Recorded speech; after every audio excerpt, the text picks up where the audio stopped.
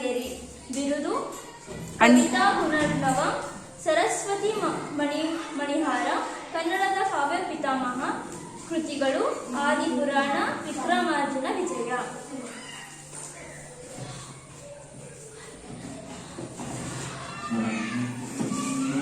ಈಗ ನಾವು ಪಂಪ ಅವರ ಬಗ್ಗೆ ತಿಳಿದುಕೊಂಡೆವು. ಈಗ ಇವರನ್ನು ತಿಳಿದುಕೊಂಡವರ ಬನ್ನಿ. ಇವರು ಬನ್ನ. ಕಾಲ ಕ್ರಿಸ್ತಶಕ 950. ಸ್ಥಳ ವೆಂಗಿ ಮಂಡಲ.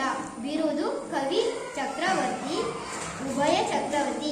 ಕೃತಿಗಳು ಶಾಂತಿ ಪುರಾಣ, ಭುವನೈಕ್ಯ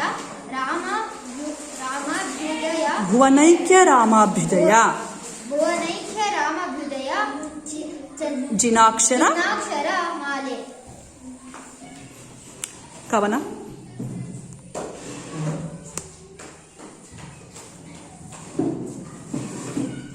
ನಾವೀಗ ಪಂಪ ಅವರನ್ನು ತಿಳಿದುಕೊಂಡೆವು, ಪುನ್ನ ಅವರನ್ನು ತಿಳಿದುಕೊಂಡೆವು.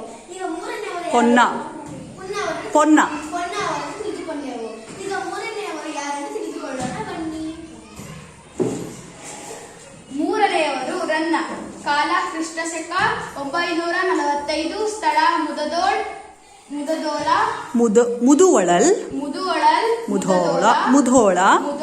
ಬಿರುದು ಕವಿ ಚಕ್ರವರ್ತಿ. ಕೃತಿಗಳು ಅಜಿತ ಪುರಾಣ ಮತ್ತು ಸಹಸ ಭೀಮ ವಿಜಯ.